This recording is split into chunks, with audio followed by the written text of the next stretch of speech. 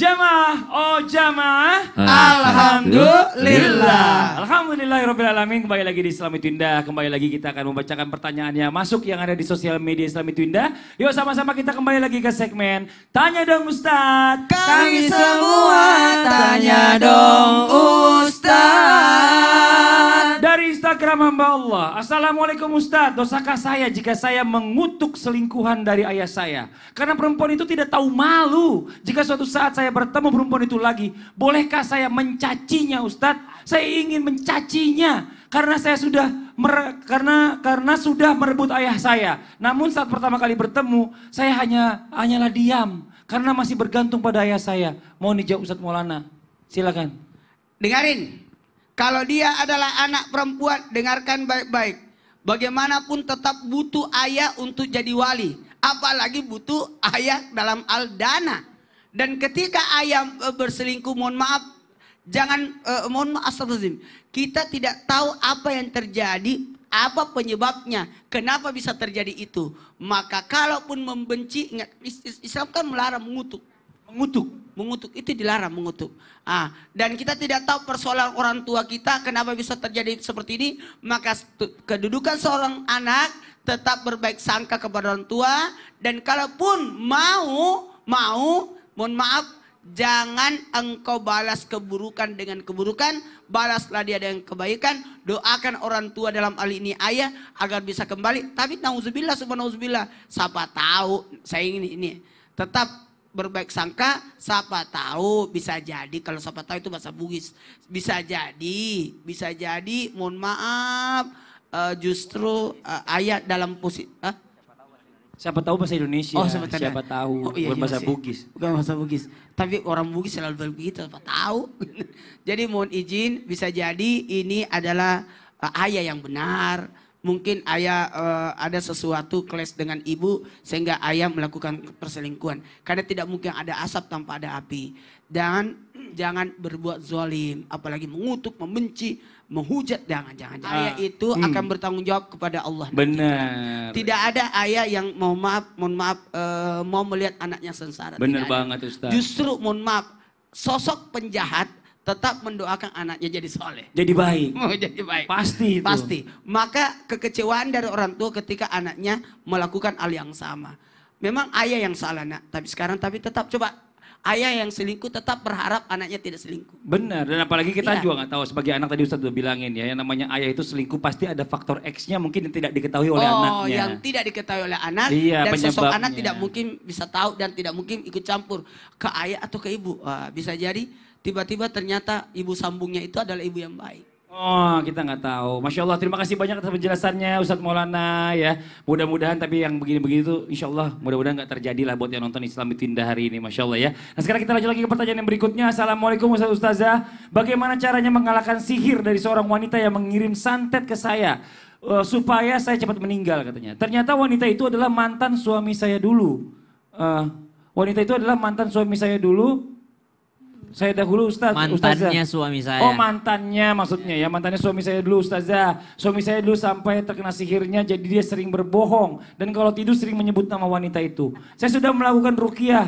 Tapi tetap aja saat itu selalu datang. Bahkan tiba-tiba suami saya entah pergi kemana. Dan terakhir saya lihat di medsos ada foto suami dengan mantannya. Saya bingung saya harus apa lagi Ustazah. Mohon dijawab. Nah ini kayaknya udah permintaannya sama Ustazah langsung nih. Iya. Silakan Ustazah Nada. Baik, sihir. Kalau bicara mengenai masalah sihir itu memang ada ya. Sihir itu memang ada. Dan ketika di zaman baginda kita Rasulullah SAW juga sudah ada yang namanya sihir. Dan juga ada penangkalnya. Apa penangkalnya? Ketika itu ada baginda Rasulullah SAW kena sihir dari orang kafir. Dan diikat dengan 11 ikatan. Dan ternyata bisa terlepas itu 11 ikatan dengan al-mu'awwizatain. Artinya 2 surat di dalam Al-Quran sebagai perlindungan. Surat Al-Falaq dan juga surat An-Nas. Kalau kita jumlah dari surat Al-Falaq dan An-Nas itu jumlahnya 11 ayat. Sehingga ketika setiap membaca satu ayat terlepaslah ikatan itu. Dan di dalam surat Al-Falaq juga disebutkan A'udzubillahi minasyaitonirrajim. Qul a'udzu birabbil falaq min syarri ma khalaq wa min syarri ghasikin idza waqab wa min syarrin naffatsati fil uqad. Nah, itu An-nafathat itu adalah kita minta perlindungan, kita minta sama Allah, minta dilindungi. An-nafathat artinya hembusan. Hembusan yang menghembus itu an-nafathat, yaitu kaum perempuan. Dan berarti kebanyakannya memang orang sihir itu mungkin perempuan ya. Nah jadi bisa digunakan dua ayat ini untuk menjadi perlindungan kita. Kita menjadi benteng hidup kita, Al-Falaq dan juga An-Nas, Al-Mu'awwizatain. Dua surat Al-Falaq dan An-Nas. Kemudian juga bisa meningkatkan membaca ayat kursi misalnya ya. Dan memang kalau kita merasa kita disihir, pastikan itu benar. Dan yang kedua, jangan kita membalas dengan sihir lagi. Sudah pasti salah. Kalau kita yakin kok saya disihir, kemudian saya balasnya dengan sihir, itu jadi salah. Lalu bagaimana? Penguatnya, bentengnya adalah kita minta perlindungan dari Allah Subhanahu wa taala, dan sudah diajarkan oleh baginda Rasul, perbanyak ayat kursi dan juga perbanyak Al-Mu'awwizatain tadi, 2 ayat Al-Falaq dan An-Nas. Dan kemudian ingat ya, kadang-kadang ujian seorang manusia ketika dia mendapatkan gaib, hal semacam itu, jangan sedikit pun jangan pernah ada dalam pikiran kita untuk membalas hal yang sama dengan hal yang sihir. Atau membalas, mengembalikan, jangan. Serahkanlah kepada Allah, karena nanti akan timbulnya satu syirik. Dan yang kedua, akan lebih berbahaya dalam rumah tangga kita. Serahkan semua kepada Allah, perbanyak membaca Al-Quran, insya Allah maha kuat adalah Allah. Maha pemberi solusi adalah Allah. Tidak ada yang sulit bagi Allah. Yakin dan yakin, insya Allah Allah akan memberikan jalan keluar bagi setiap masalah kita. Amin Ya Rabbal alamin. Masya Allah ya, yang namanya ibu tadi kalau bisa ya lebih sabar dan banyak-banyakin doa ya. Ya. Karena yang namanya doa ini mudah-mudahan tembus langsung ke Allah, yang namanya sihir itu langsung disadarkan oleh Allah Subhanahu wa taala. Kalau gitu yuk sama-sama jamaah Islami Tinta yang ada di rumah, kita mendengarkan kesimpulan dari pertemuan kita hari ini, dilanjutkan doa oleh guru kita Ustaz Syam. Silakan tafadhol Ustaz Syam. Bismillahirrahmanirrahim. Jamaah Islami Tinta yang dimuliakan Allah Subhanahu wa taala. Jelas apa yang kita bahas hari ini oleh guru-guru kita. Kebohongan adalah suatu pengkhianatan, dan ternyata khianatnya di sini bukan hanya khianat kepada pasangan, tapi khianatnya adalah kepada Allah Subhanahu wa taala.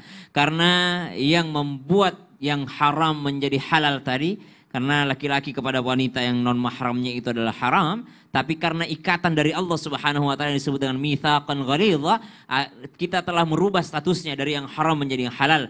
Lalu ternyata kita mengkhianatinya, berarti kita sedang mengkhianati Allah Subhanahu wa taala. Lalu kita mengkhianati wali yang telah menyerahkan anaknya kepada kita.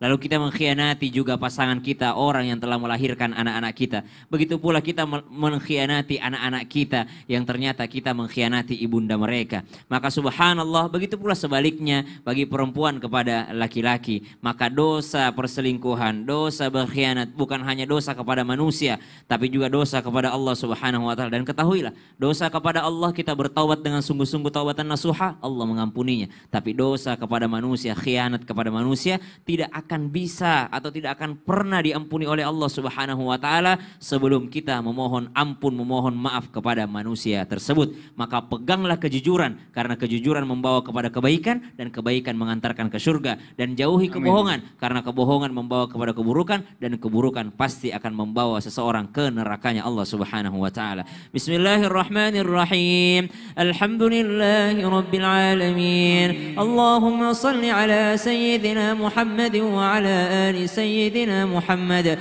kama sallaita wa sallamta wa barakta ala sayyidina Ibrahim wa ala ali sayyidina Ibrahim fil alamin innaka hamidum majid.